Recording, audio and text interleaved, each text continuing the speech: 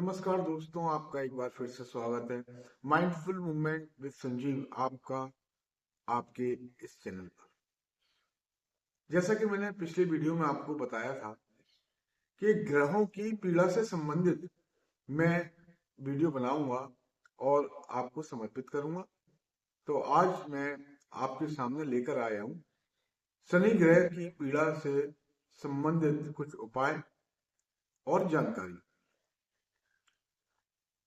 सबसे खास बात यह है कि जब भी शनि हमको पीड़ा पहुंचाते हो या हमारे लिए शुभ होते हो तो ऐसे दृश्य देखने को मिलते हैं जिसमें कि हमारी समझ में आ जाता है कि ये शनि की ही पीड़ा है या ये शनि के द्वारा ही बहुत बड़ा काम हमारी जिंदगी में अच्छा हो गया है, ये निश्चित हो जाता है।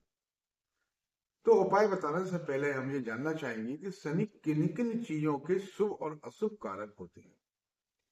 पिछले जन्मों के कर्मों के अनुसार यदि हमने पिछले जन्मों में बहुत बुरे कर्म किए हैं, बड़ों को सताया है, चोरी, हत्याएं, डकैती और भी जघन्य अपराध किए हैं, गुरुओं का सम्मान नहीं किया, शास्त्रों की अवहेलना की है, तो इस जन्म में हमारी कुंडली में शनि नीच के हो गए या खराब स्थिति में होते हैं और उनके काल में ढैया साढ़े साती या उनकी महादशा या कंटक में वह बहुत ज्यादा जातक को परेशानी और पीड़ाएं देते हैं।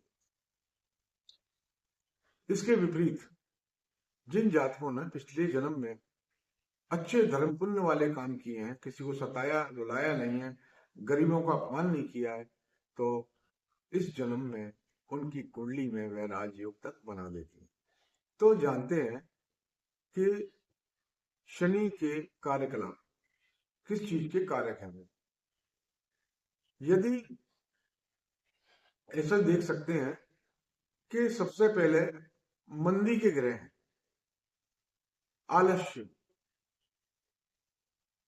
पीड़ा, कोर्ट कचहरी मुकदमे, विफलता, आलस, चिंताएं, निर्धनता, वृद्धावस्था, बड़ी लंबी चलने वाली बीमारियां, इन सब चीजों के कारक वह दिखाई देते हैं। अगर शुभ हो तो फिर जिन चीजों के वो कारक बनते हैं, तरक्की, सफलता,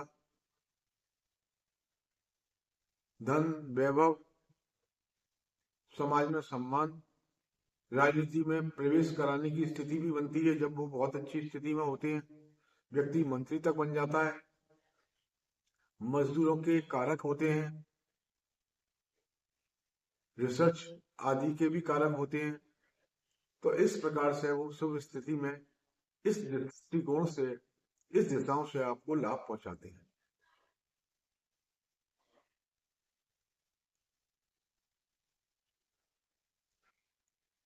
शनिवार के दिन कभी भी लोहे का सामान और कैंची नहीं खरीदनी चाहिए।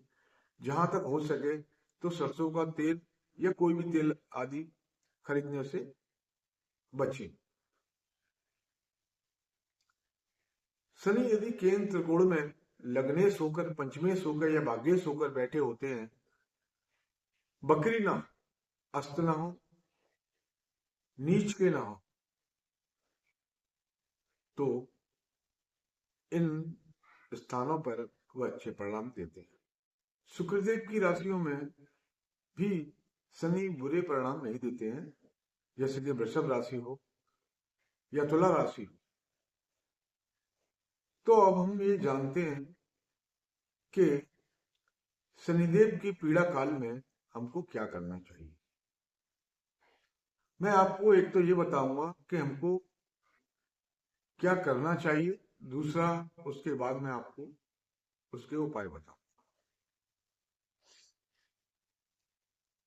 शनिदेव मुख्य रूप से गरीबों के, असहायों के, मजदूर, लेबरों के कारक ग्रह हैं। यदि उनकी स्थितियों में, उनकी पीड़ा के पीरियड में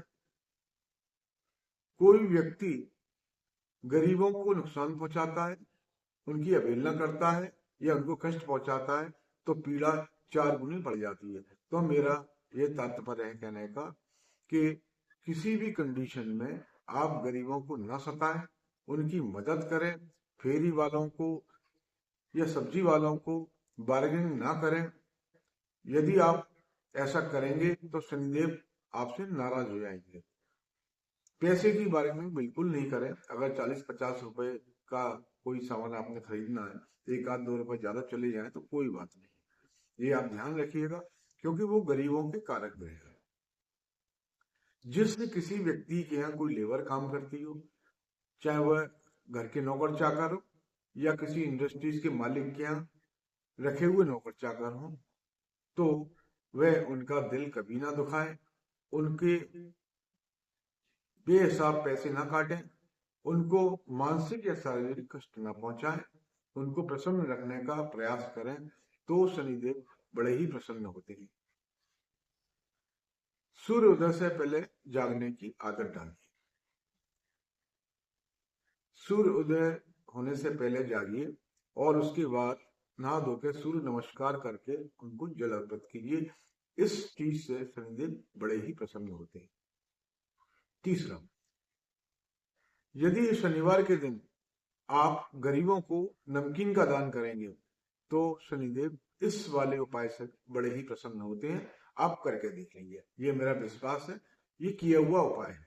आपको बहुत मानसिक शांति मिलेगी और आपके रास्ते में जो रुकावट आएगी आप उनका सामना आराम से कर पाएंगे। इतनी शक्ति वो आपको प्रदान करते हैं।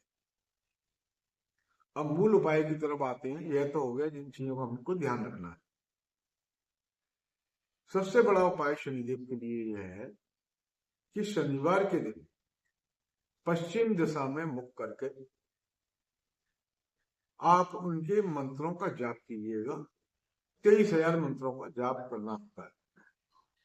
तो आप 108 की माला, रुद्राक्ष की माला ले लीजिए और पश्चिम दिशा में मुख करके संकल्प कीजिए पहले कि हे शनिदेव, मैं आपके प्रभाव को जान चुका हूं, मैं आपकी महिमा से अवगत हो चुका हूं, अर्थात मैंने जो भी कर्म किए हैं उसके आप मुझको फल दे रहे हैं, यह मैं समझ चुका हूं।